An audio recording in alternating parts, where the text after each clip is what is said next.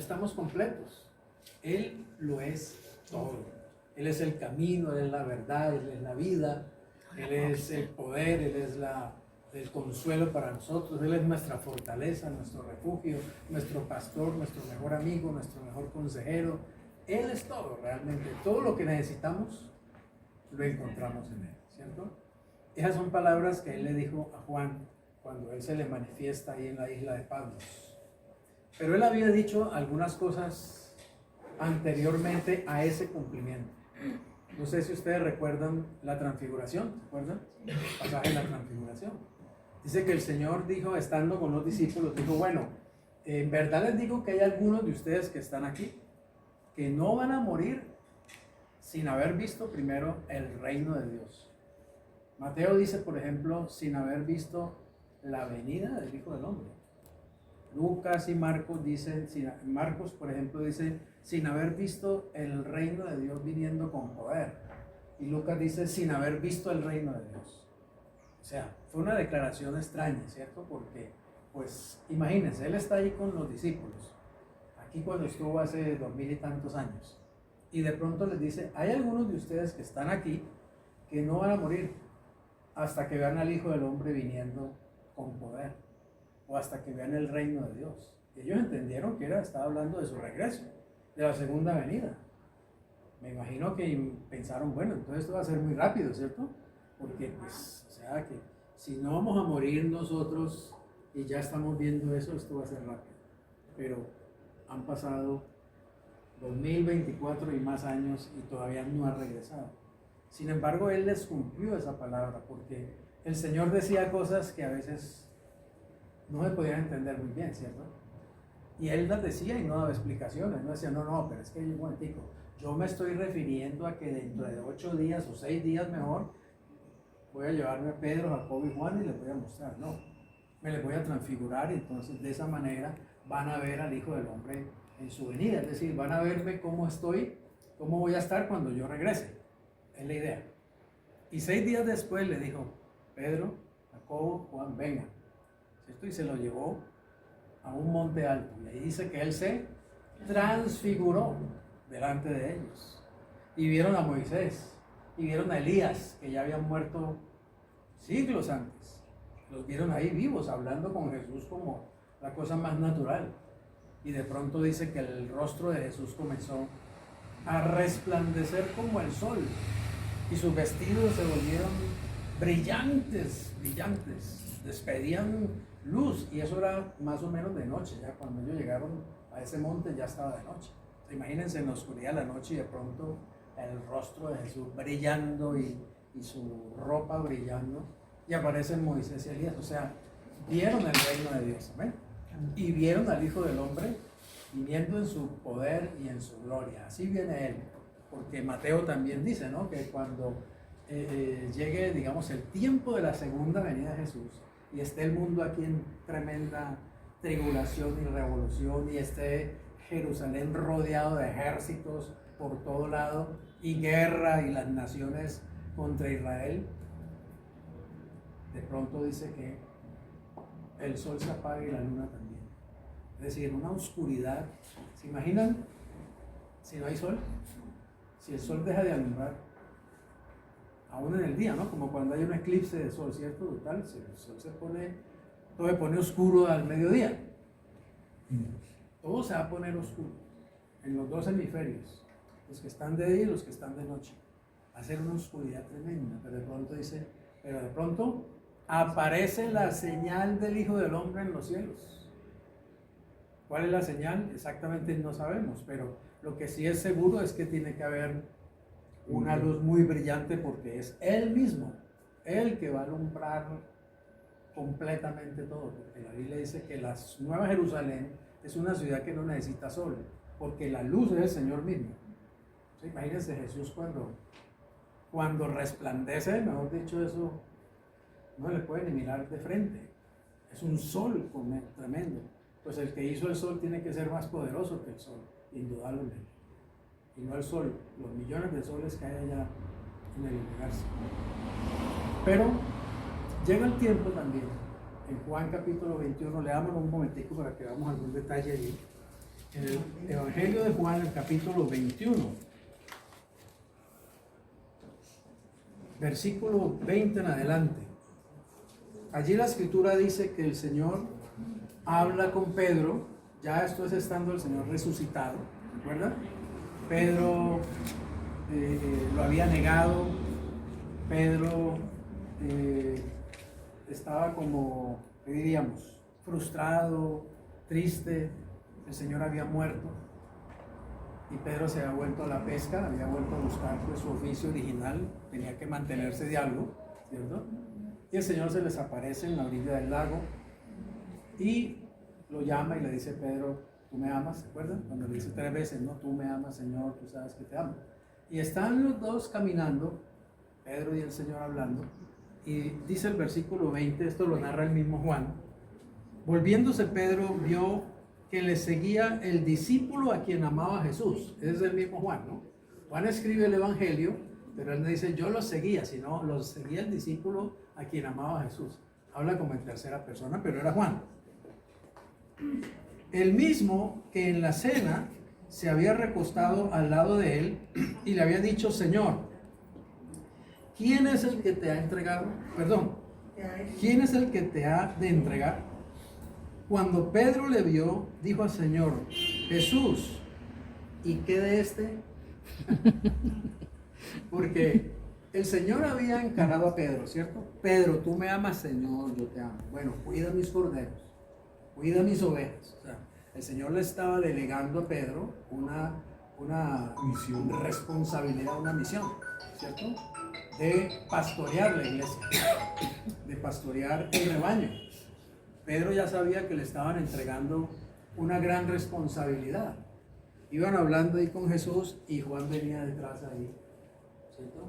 Y Pedro, bueno, ¿y a este qué?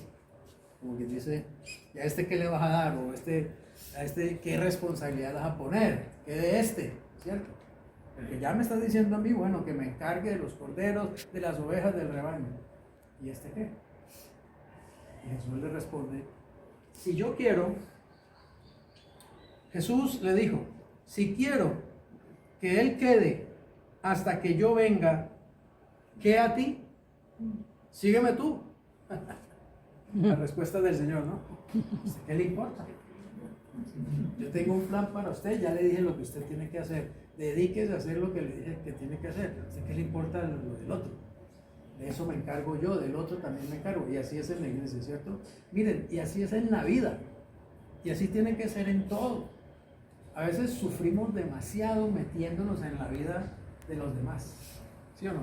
Y sufriendo porque hicieron, porque no hicieron, porque dijeron, porque no dijeron, porque fueron, porque no volvieron. ¿Qué importa?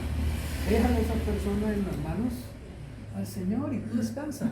Eso tiene que hacerlo con los hijos. La esposa tiene que hacerla con el esposo tiene que hacerlo con la esposa. Aprender a descansar en el Señor. A veces sufrimos demasiado porque somos demasiado entrometidos realmente en la vida de los demás. Nos preocupamos demasiado, ¿cierto? Por las situaciones de los demás. Somos demasiado controladores. Queremos controlarles hasta si respiran o no respiran.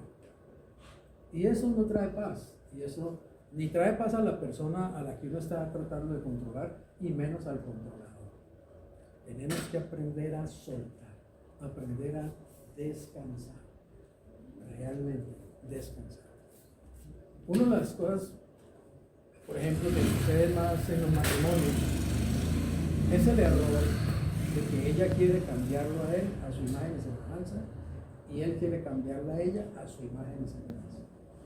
En el matrimonio hay que soltar. María Elena es María Elena, la hizo el Señor y María Elena es como ella es. Y yo tengo que amarla como ella es, no como yo quiero que ella sea. Amén. Y yo soy yo, a mí me hizo el Señor, a mí me formó el Señor.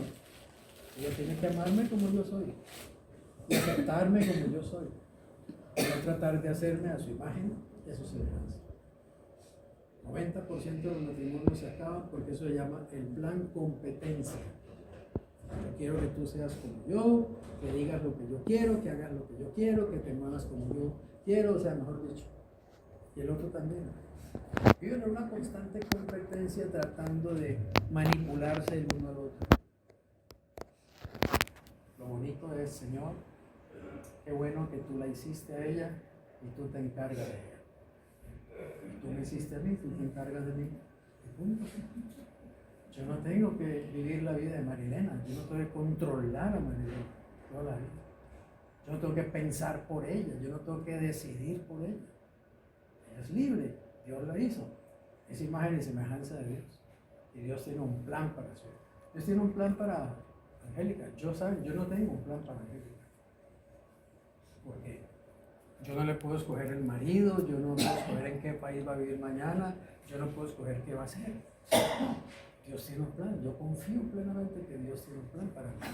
Y descanso, no me preocupo, no me angustio. Y no andamos acosándola, vea que tal cosa, que vea que tal esto, mire que las otras ya hicieron y usted no ha hecho, mire que fulana y... Me importa un pepino el plan de los demás, ¿me entender? Yo no tengo por qué andar comparando a mi hija con fulano, con mi hermano, no, ella es ella y punto. Y Dios la hizo y Dios la bendició. Y Dios sabe lo que está haciendo. Yo confío tranquilamente. Y ella sí que es verdad. Vive tranquila. No vive angustiada. Sabe que Dios tiene un plan para su vida. Y que a su tiempo todas las cosas llegarán a su tiempo. Pero a veces digamos, sufrimos demasiado, ¿cierto? Porque le controlamos la vida al esposo, le controlamos la vida al hijo, a la hija, mirando qué hace el vecino también para tenerlo controlado. ¿Sí? Es artera, viva su vida y sea feliz. Y haga usted lo que tiene que hacer. Y responda usted por lo que usted es responsable. Eso le dijo el Señor a Pedro, ¿a ti qué te importa? ¿Y este qué? ¿A usted qué le importa? Yo tengo un plan para él. ¿Sí? Yo tengo un plan para él. Oigan lo que dice. Si quiero que este quede hasta que yo regrese, ¿qué a ti? Hasta que yo regrese. Entonces, obviamente, ¿cierto? Lo mismo, el Señor dice cosas y Él no se pone a entrar en explicaciones. El que la agarró, y el que tiene oídos para oír, y el que no, pues... Que lo entendió, lo entendió. Que lo entendió, lo entendió. Y claro, entendieron como siempre mal, ¿no? Entonces, desde allí hubo la leyenda urbana, digámoslo así, ¿cierto? De que Juan no iba a morir. Porque el Señor dijo, ¿qué a ti si yo quiero que este quede hasta que yo regrese? ¿A ti qué? ¿A ti qué? O sea que Juan no se va a morir nunca, pues. Si el Señor se tarda hasta el 2050, entonces Juan tenía 2050 años. No, todo tenía una explicación, ¿cierto? ¿Cuál fue la explicación de eso? Que el Señor tenía un plan de que Juan no muriera exactamente, y fue el único apóstol que no murió violentamente, ustedes saben eso. A todos los demás los mataron. A Pablo lo decapitaron, a Pedro lo crucificaron de cabeza. Hubo uno de ellos que lo partieron por la mitad. Hubo uno, a Juan mismo también, ¿sí? La historia bíblica, no bíblica, sino la historia dice que hubo uno de los emperadores de Roma que metió a Juan vivo en un horno, eso había, ¿cómo les digo? Como unos calderos. Como unos calderos, y eso lo cerraban, pero hirviendo, y lo metieron ahí, cerraron eso. Y Juan salió vivo, sin ninguna, como Sadrach, Mesach y Abednego. ¿Sí? Eso es, digamos, la tradición. Hay mucha, ¿cómo les digo? Hay mucha evidencia que dice que eso fue realmente así. A Juan quisieron matarlo, o sea, asarlo vivo, y no pudieron. Dios hizo un milagro. Es que el Señor había dicho que él tenía que estar vivo hasta que él le mostrara cómo es su venida. Y él no murió. Juan es el único apóstol que murió de viejo, en una cama, ¿cierto? Los demás sí los mataron, les quitaron su vida de formas terribles. Los demás fueron mártires, realmente. Y llegó el momento cuando, estando Juan en la isla de Patmos, como precisamente vieron que no lo podían matar, porque Dios no permitía que lo mataran, lo mandaron y lo desterraron a la isla de Patmos. Domiciano lo desterró a la isla de Patmos. Y estando en la isla de Patmos, el Señor se le aparece a Juan. Y es ahí cuando él escribe Apocalipsis, porque Apocalipsis quiere decir revelación. Es decir, El Señor Jesús se me reveló y yo estoy escribiendo qué fue lo que Él me dejó ver de Él y lo estoy escribiendo para que ustedes también tengan esa misma revelación.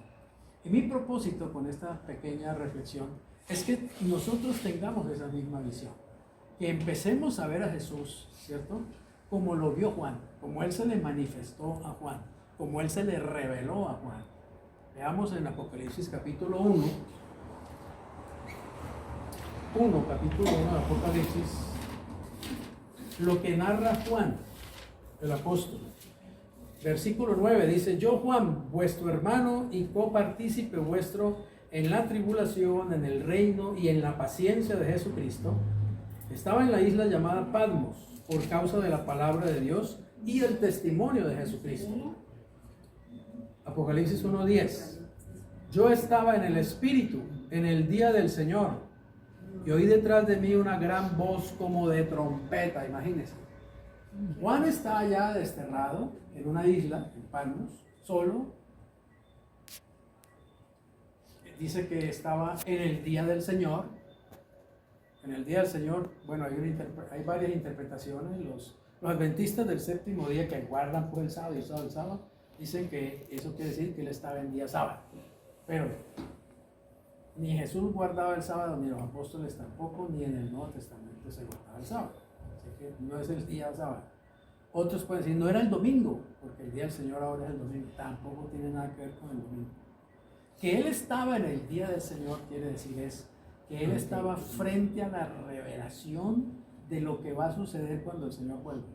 Porque el día del Señor precisamente es un periodo de tiempo que va desde el arrebatamiento hasta la segunda venida, el milenio, el juicio final y la eternidad. Lo que quiere decir Juan es: yo estaba en medio, digamos, de la revelación de lo que va a suceder en el día del Señor. Es un periodo muy largo. Todo tiene que ver con la revelación del Señor. Y dice que estaba en el Espíritu. Evidentemente estaba lleno del Espíritu, ¿sí? No era que le había fumado verde, como algunos dirían, ¿no? Porque pues la fumó verde y escribió tal cuento de Apocalipsis que no le entiende nadie. No, lo que él escribió fue lo que él vio en revelación del Señor. Ahora la Biblia dice que Dios dio esa revelación, pero que la dio a través de un ángel, y el ángel le habló a Juan. Y Juan la escribió para todos nosotros, ¿cierto? Para que sepamos las cosas que han de suceder pronto. Y lo primero que Juan nos dice, que él escuchó, primero no fue que vio, sino que escuchó, fue una gran voz, ¿como qué? Trompeta. Como de trompeta. O sea, imagínense, usted está ahí en una isla solito, ¿cierto? Y de pronto hay un trompetazo ahí detrás de usted, ¿sí? Una voz. No dice qué dijo la voz, pero fue un trompetazo, una voz poderosa, muy poderosa. ¿Usted asustaría? Seguro, yo también, ¿cierto? Seguro que eso tuvo que haber asustado a Juan. Pero dice que él se volvió para ver, dice, versículo 11. Sí dice lo que decía, yo soy el alfa y la omega, el primero y el último. Escribe en un libro lo que ves y envíalo a las 7 iglesias que están en Asia. Primero que Juan oye es eso: yo soy el alfa y la omega, el primero y el último. Y una orden, ¿no? Escribe lo que ves y envíalo a las 7 iglesias. Juan era como el sobreedor, o digámoslo así, fue el apóstol de esas 7 iglesias de Asia: Éfeso, Esmirna, Pérgamo, Tiatira, Sardis, Licea, etc. Las 7 iglesias que ahí están nombradas. Todas eran iglesias que estaban en Asia y fueron iglesias que Juan fue el apóstol para esas iglesias. Y Jesús le dice: lo que ves, escríbelo y envíaselo a esas iglesias. ¿Y qué más ve Juan? ¿O qué más oye? Dice el versículo 12: y me volví para ver la voz que hablaba conmigo, y vuelto vi 7 candeleros de oro, y en medio de los 7 candeleros a uno semejante al Hijo del Hombre. Fíjense que él dice: vi a Jesús, ¿no? Como él ya estaba acostumbrado al Jesús que él siempre vio. Y saben, nosotros estamos demasiado acostumbrados al Jesús de los evangelios, al Jesús de las películas de Semana Santa. Pero Jesús, nada que ver ya con ese Jesús. Eso ya pasó hace siglos. Porque el Jesús de hoy está en la gloria. El Jesús de hoy resplandece su rostro, resplandecen sus vestiduras. Es adorado por cientos de miles de millones de ángeles. Los ángeles más poderosos, querubines y serafines, en el cielo, cuando ven a Jesús, se inclinan con todo respeto ante Jesús. Y nosotros lo llamamos Chuchito. Vaya, cómpreme las empanadas. No tenemos ni idea, realmente a veces, de quién realmente es Jesús. Porque Él se humilló. Amén. Él, siendo Dios, se despojó a sí mismo, haciéndose hombre, y se humilló hasta la muerte y muerte de cruz, pero para salvarnos. Pero ya hace años que nos salvó, hace siglos que nos salvó. Y Él ya regresó y Él está, como Él oraba, ¿no? Él le decía: Padre, vuélveme a la gloria que tuve contigo antes que el mundo fuese. Y Él había dicho a sus discípulos: yo no voy a estar toda la vida aquí con ustedes. Yo me tengo que volver a la casa de mi Padre. Y está sentado en un gran trono a la diestra de la majestad. Y miles de millones de seres celestiales y de redimidos que han ido de la tierra al cielo lo adoran, lo exaltan, lo reconocen como el Todopoderoso. A veces Jesús todavía lo vemos por ahí con unas chanclas polvorientas y una batolita ahí raída, ¿cierto? Y nos parece que ese es Jesús. Ese fue Jesús. Amén. Esa fue la imagen que Él tuvo, humana, porque se tuvo que hacer humano y tuvo que tener las limitaciones de la humanidad de Jesús. Y por eso tal vez a veces nos parece que de pronto sí será que nos oye, sí será que nos puede atender, sí será que puede tener tiempo para nosotros, porque el Jesús de la tierra sí estaba realmente muy limitado. ¿Amén? El Jesús de la tierra no podía estar en Cafarnaúm y a la vez estar en Jerusalén. Si estaba en Cafarnaúm, estaba en Cafarnaúm. Y si había que ir a buscarlo, había que ir a buscarlo a Cafarnaúm. Amén. Pero el Jesús glorificado, el Jesús resucitado, el Jesús ascendido y el Jesús entronizado no tiene absolutamente ninguna limitación humana. Es Dios. Por eso le dice: soy el alfa y el omega, soy el primero, soy el último, soy todo. Ahora miren, ¿qué más vemos ahí? Dice que Él estaba en medio de 7 candeleros, ¿cierto? Y Él tenía, dice, vestido de una ropa que llegaba hasta los pies y ceñido por el pecho con un cinto de oro. O sea, sus vestiduras son, ya no es como digo la túnica, ¿cierto? La túnica pues sencilla y mugrienta, a veces tal vez porque lo tocaban y todo el cuento, y sudaba y andaba por el desierto y se despelucaba, ¿cierto? Ya no es así. Ya no es ese Jesús tampoco que lo cogieron a golpes y le dieron, mejor dicho, hasta que ya lo desfiguraron. Ya no es el Jesús que podían escupirlo en su cara, que podían burlarse de Él, y Él pacientemente aceptando toda la, ¿cómo se llama? Toda la humillación y la grosería y la altanería, ¿no? Este Jesús se le aparece a uno y lo achicharra de una vez. Es Dios. Es la divinidad, es el que merece toda la gloria, toda la honra y todo el respeto y toda la reverencia, realmente. La Biblia dice eso, que Dios le dio un nombre que es Señor, y que ese nombre es sobre todo nombre, para que se doble toda rodilla de los que están en los cielos, en la tierra y debajo de la tierra, y para que toda lengua confiese que Él es, no Chuchito, el Señor de señores. El Señor. Amén. Él es tierno, Él es compasivo, Él es amoroso, Él es comprensivo, pero es mi Señor y es mi Dios. Como le dijo Tomás, ¿se acuerdan? Cuando ya se le aparece y dice: Tomás, venga, pues meta su mano aquí en mi costado. Y Tomás cae de rodillas: mi Señor y mi Dios. Tomás comprende en el momento que ese Jesús tan manoseado, que ese Jesús tan humano, que ese Jesús tan débil, porque la Biblia dice que Él murió en debilidad y estuvo en debilidad en un cuerpo humano débil, ese Jesús tan débil no lo es como uno cree. No queda nada. Ya no queda nada. Ahora se le manifiesta a Juan como Él es realmente. Por eso allá en el monte les dio un anticipo, ¿cierto? Se los llevó a Pedro, Jacobo y a Juan para mostrarles, miren, ustedes me conocen en mi humanidad. Ustedes ven un hombre que llora, que suda, que se cansa, que se enoja, que se molesta, que se impacienta, que tiene que caminar kilómetros para ir de un lugar a otro, que le da sed, que le da hambre, que tiene que dormir, que tiene que ir al baño a hacer chichi, popó. Y ustedes están acostumbrados a eso, pero yo quiero que no se acostumbren mucho solamente a eso. Miren cómo realmente soy. Y les muestro lo poderoso que es. Tenemos que tener una imagen de Jesús mucho más grande. Por eso es que la gente allá en la calle, ¿cierto?, lo pone a la altura de la Virgen, de Santo Tomás, de Santo Sancocho, de San Pudo, de San no sé qué.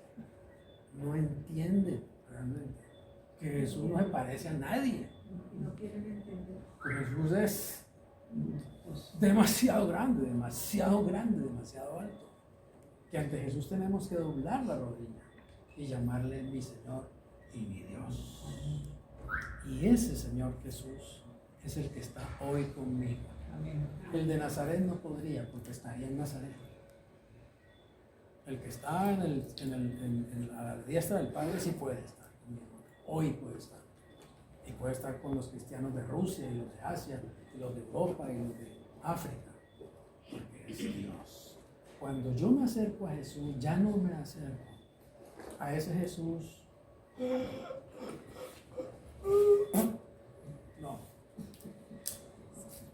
No. Yo me acerco a un Jesús vivo. Amén. Vivo y poderoso.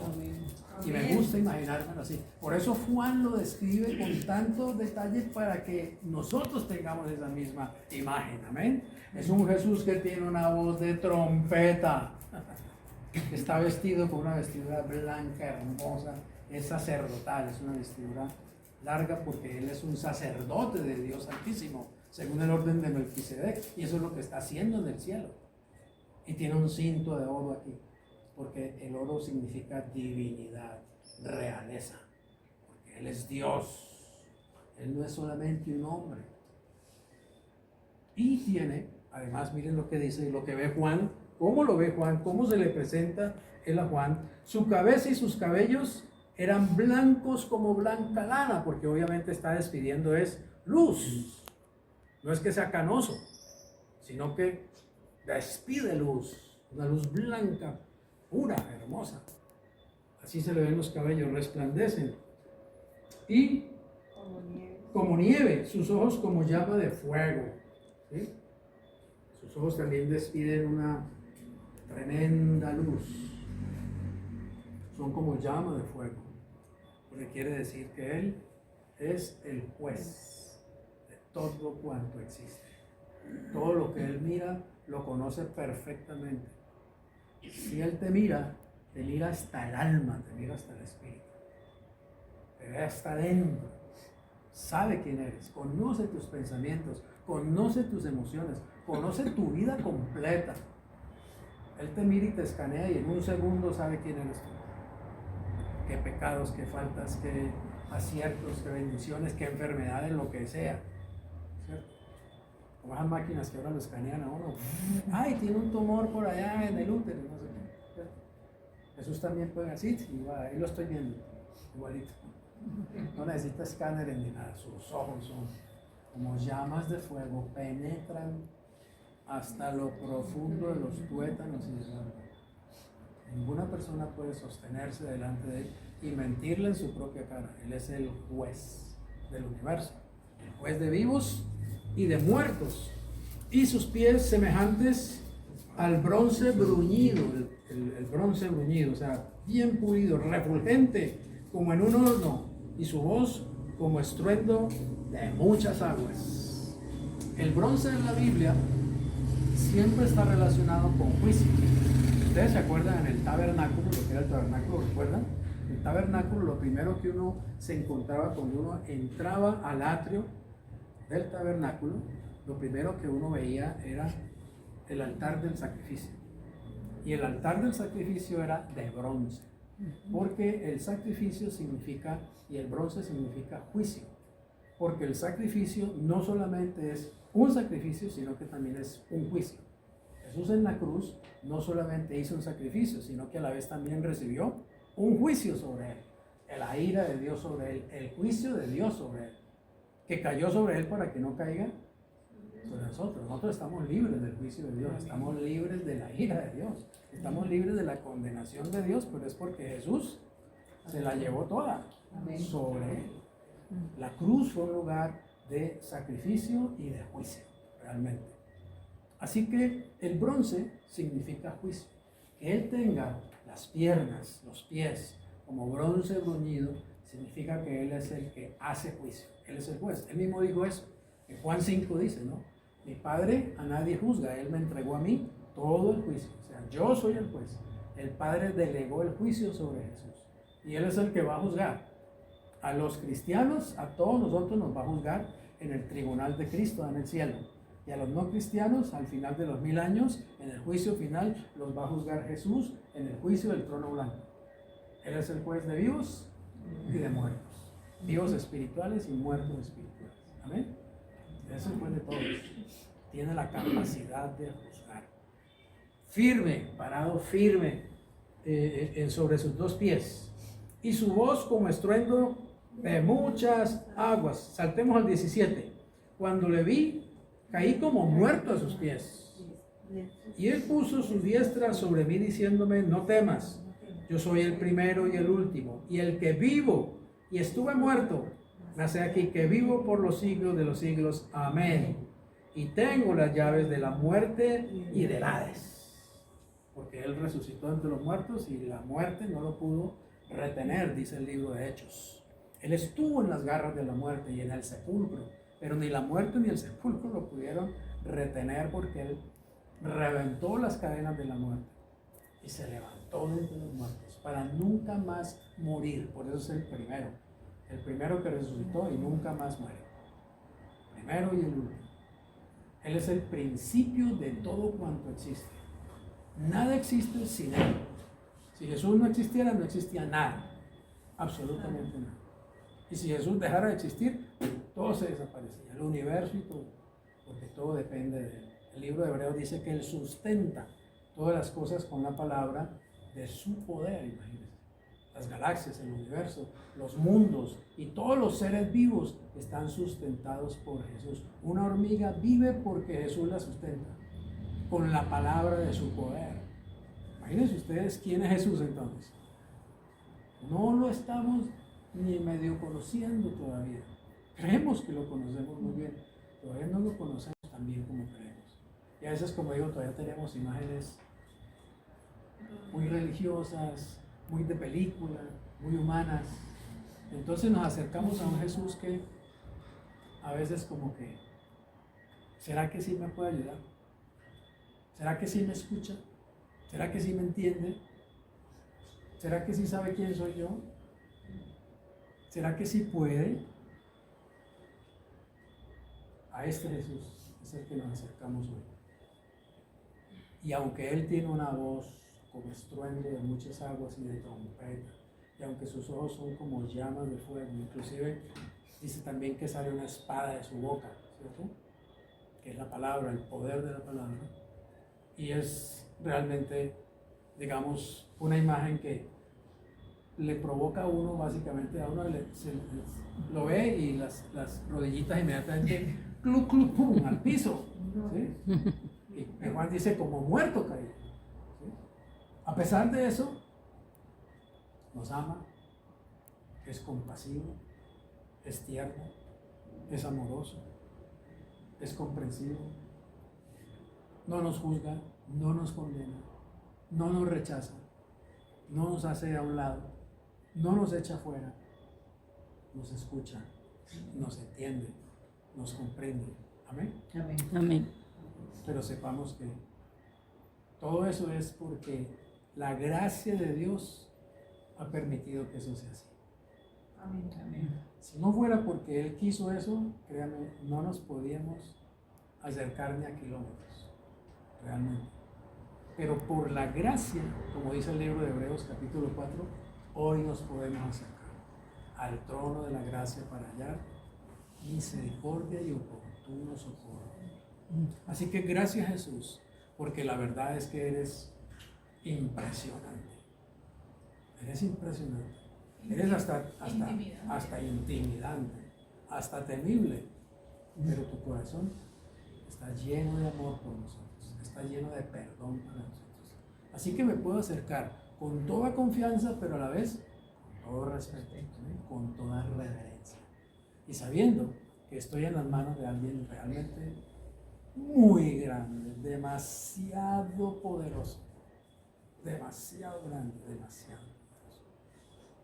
Así que Él es el camino, Él es la verdad y Él es la vida. Amén. Si me acerco a Él, estoy en el lugar correcto. Amén. Estoy donde debo estar. Y no hay otro lugar donde yo quiera estar, sino en Cristo. Y no hay otro lugar desde donde yo pueda recibir todo lo que necesito, sino en Él estoy completo. Y ante Él me postro en adoración. Para decirle, Señor, gracias. Porque siendo tú tan grande, tan imponente, tan impresionante, te metiste en un cuerpo humano débil para morir por mí. Amén. Démosle gracias al Señor. Señor, muchas gracias por tu presencia, por tu amor. Gracias por ese plan maravilloso de salvación que te trajo a este mundo en humildad, en humillación, en debilidad. Pero Señor, gracias porque resucitaste entre los muertos y estás vivo. Amén. Porque venciste al Hades y a la muerte y tienes las llaves. Y tú eres el que tiene las estrellas en tus manos, Señor. El que tiene la autoridad sobre toda la iglesia en todos los siglos. Tú eres la cabeza de la iglesia, Señor. No lo es ningún hombre. Eres tú, Señor Jesús, la verdadera cabeza de la iglesia. Y tú eres, Señor, el que estás en medio de los candelabros de oro, en medio de las iglesias. Así es. Porque tú dijiste que estarás siempre, todos los días, con tu iglesia. Que donde hay 2 o 3 en tu nombre, allí tú estás, Señor. Así es. Gracias, Jesús, porque nos acercamos a un ser todopoderoso, al que todo lo puede. Nos acercamos a Dios mismo cuando nos acercamos a ti. Gracias, Jesús, por darnos el privilegio de conocerte personalmente. Gracias por esta revelación que le entregaste a Juan para que él la escribiera para todos nosotros. Ayúdanos, Señor, a renovar nuestra mente y a tener una visión mucho más poderosa, mucho más clara de ti, Señor, de acuerdo a la realidad de tu resurrección. Gracias porque tú vuelves con poder y gran gloria por segunda vez, Señor. Gracias. Y cuando tú vengas, este mundo será conmovido completamente, Señor. Todo temblará, porque tú regresas por segunda vez y todo será transformado cuando tú vuelvas. Tú eres el verdadero cambio. Sí, Señor. No hay ningún otro cambio. Todos los cambios que el hombre propone son mentiras, Señor. Se quedan cortos. Tú eres el que trae el verdadero cambio a este mundo y te estamos esperando, Señor Jesús. Te amamos, te anhelamos en nuestro ser y en nuestro espíritu y anhelamos encontrarnos contigo, Señor, y mirarte cara a cara por la fe y por la misericordia y la gracia y no ser destruidos, porque tú ya nos perdonaste, Señor. Gracias, Jesús, porque tú vuelves, pero también estás aquí esta noche con cada uno de nosotros. Gracias. Señor, que cuando salgamos de aquí sepamos quién es el que va conmigo, quién es el que está en mí, el alfa y la omega, el primero y el último. Así es. Gracias porque en ti estamos completos, Señor. Amén. Y amén.